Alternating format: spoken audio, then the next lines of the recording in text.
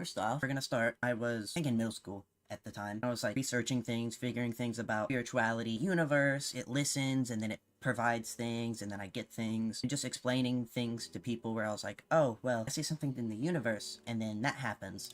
One time, one of my friends was like, so you mean God? And I was like, not really. I mean the universe. And he's just like, God. I was like, I also just kind of wanted to move away from the conversation because I was an atheist.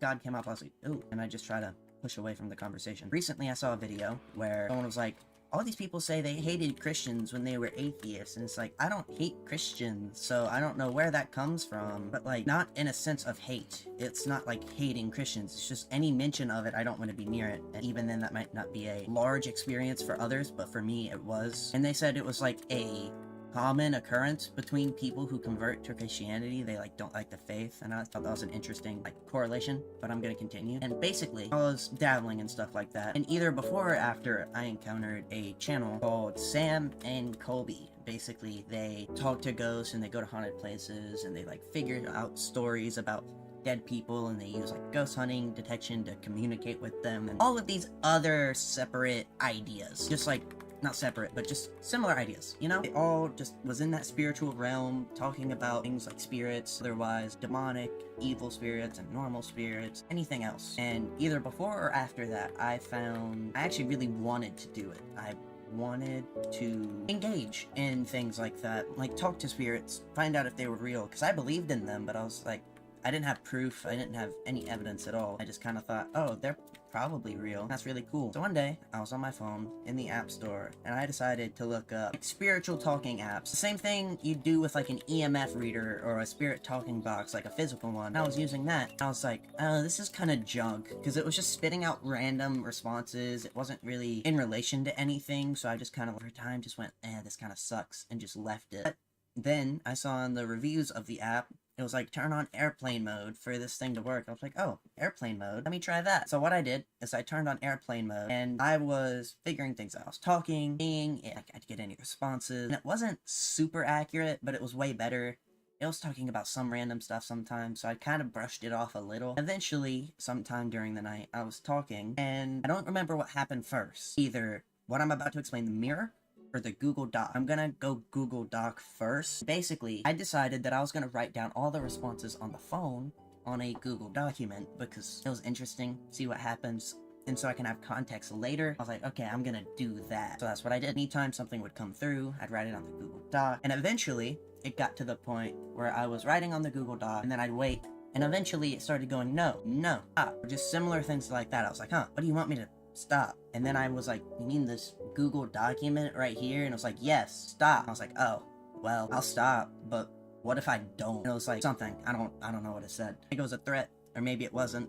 I don't remember. It was like actively responding to what I was saying and like what I was doing. I was like, oh, that's interesting. And that's when I really went, this might have some merit to it, and things I cannot comprehend might actually exist. And either before or after that experience, I was talking to the same thing, airplane mode on, and whatever. One of the things it told me to do was go to the mirror and do or say something to let something, I guess, out of the mirror. I was like, what do you mean? It was like a mirror. And I was like a little freaked out, but I was like, it's probably not real. And then there was a different spiritual app that costed money, but there was YouTube videos on it where they said that it would actually work in real time. So I was like, okay, maybe this app has something to it. It's this free one. It was accurate, but it still wasn't, So I paid like $5 for whatever app it was. I'm not going to disclose the names of any of the apps. You can find them easily if you look them up, but I would suggest please don't. You really don't want to go through any of the stuff I did, and mine wasn't even extreme. Mine was pretty basic. I didn't have much happen, but just knowing that I did that, I have regret for it, but it's not like I can do anything, and it is the thing that led me to Christ. And I got this paid app, and it was way more accurate. Actually, we're going to rewind a little bit. Even before this app, I was talking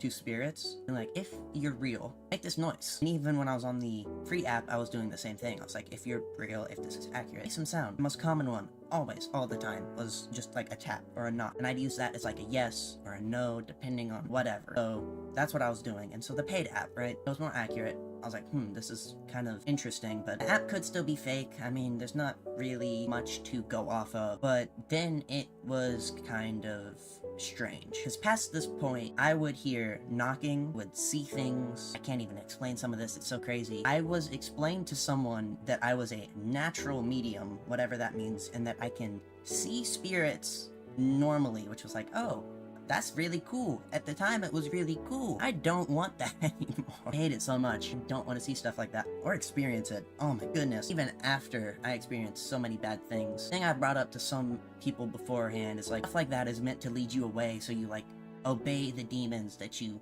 give in and that you obey them and they'll give you all that you want. Pretty much the devil's scheme, but in reality about spirits. That's pretty much like the whole goal of the New Age stuff, from my findings at least. That's the one thing that led me to God, because I was like, okay, I have things that I can't rationally explain that are happening in front of me, that they're telling me about, they're responding to me, they're talking about people in my family that aren't alive. They also talked about harming me, which was fun. They talked about skinwalkers too, which was whatever, crazy. I was like, okay, I can't explain any of this because there's physical things happening around the house that I have no physical way to explain. I was like, okay, there's things happening. I don't understand this. That means there is a God. That means there has to be a God. There has to be something above this. If there's a realm that I cannot comprehend, I cannot logically explain, that means that there is something above that. There's got to be. Some people just assume from there that, oh, well, the spirits are real, and that's where it ends.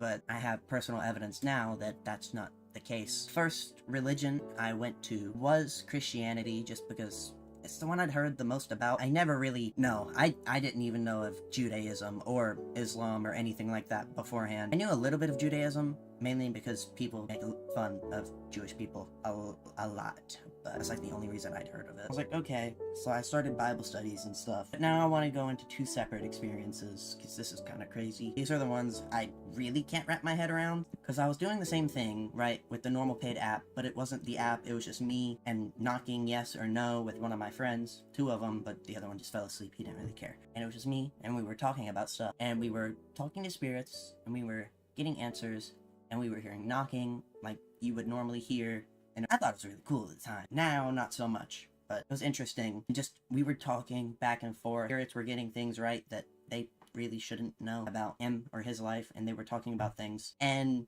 I don't remember a lot of what happened that night. It was so crazy. Seeing spirits, everything else. I also showed him how to see spirits, and it worked, so that was interesting. We finished off that night by him saying, well, if you're him, or if you're real, or whatever, and let me see you or something. Me or my other friend didn't see this, but he did. He freaked out. After saying he wanted to see them, he said an arm, literally like, if it was at the top of your head and swung down in front of it, pretty much the John Cena, can you see me wave? It was like that, but just one over his face, and he jumped out of the chair and ran. I can't verify that one, because that one actually didn't happen to me. It happened to my friend, and I was there, but we couldn't see it, but he did. So you can take that one with a little grain of salt. This next one was directly me, though, and I really want to explain this. Another thing a lot of atheists say, or I heard Alex O'Connor say this, is, why do you have witchcraft or warlocks? These are fake sins because they don't exist. And through my personal experience, I know that's not the case. I know the spiritual realm is a thing that exists. It's real. Spirits around you. You don't have to accept anything I say. It's my personal experience. Anyways, I'm gonna finish off with the biggest one that I cannot explain at all.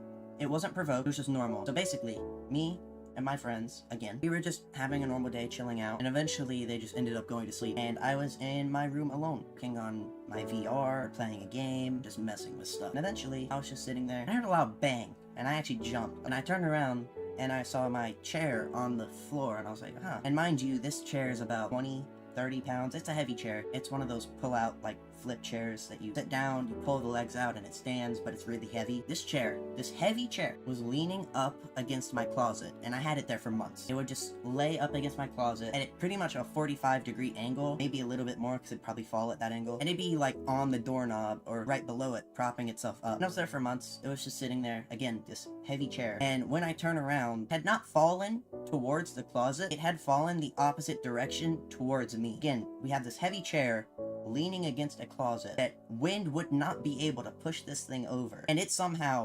above this 45-degree angle to at least a 90-degree one, and then falls the opposite direction. I didn't see that happen, but that's the only way it would be facing towards me instead of the closet, by falling. That's the one I truly can't explain at all. I mean, the other ones I can't explain at all, but at least I could be like, oh, well, it could be this. Oh, well, it could be that. But with that chair, I can't explain. Again, this is a pretty heavy chair, and it fell the opposite direction towards me. That's pretty much my whole testimony. Is one thing I forgot to mention that I'd like to put at the end of this video, and that I actually bring up a good amount in my streams, is that before all this happened, maybe months before, maybe during, I don't remember, I remember talking to God in the car on the way to school, and just being like, God, if you're real, then I need some way to be able to rationally believe that there is some kind of evidence for your existence, that it is not illogical to believe such a thing, which was faith to put down all my rational ideas and even just talk to God, which was still illogical too, but I thought it didn't hurt anything at the time, and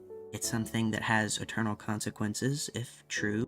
So that's what I did. The biggest thing about ending Christianity, the most common factor that I've found, even made a short about this, is in every Christian testimony, someone in some way has had some type of faith before they gained the evidence or what they needed to believe in God, to follow him, or any such thing. They just had faith. I think one would be similar to Forrest Frank. He said, he went into a church and he found the Holy Spirit. Faith. He walked into a church building even though he didn't believe in God. One is Bryce Crawford, if we could bring up that one, was in the car about to end himself and said, God, if you're real, take away everything. Anxiety, depression, everything. And he found God. Biggest thing is to have faith first, even if you don't have the evidence, which is hard for people to do, especially atheists, when they want logical and rational beliefs. But it's the biggest common factor. Maybe not all of them have it, but it is my personal belief that every conversion testimony has some faith built into it first before anything was given. Anyways, God bless, and I hope you enjoyed the video. Bye.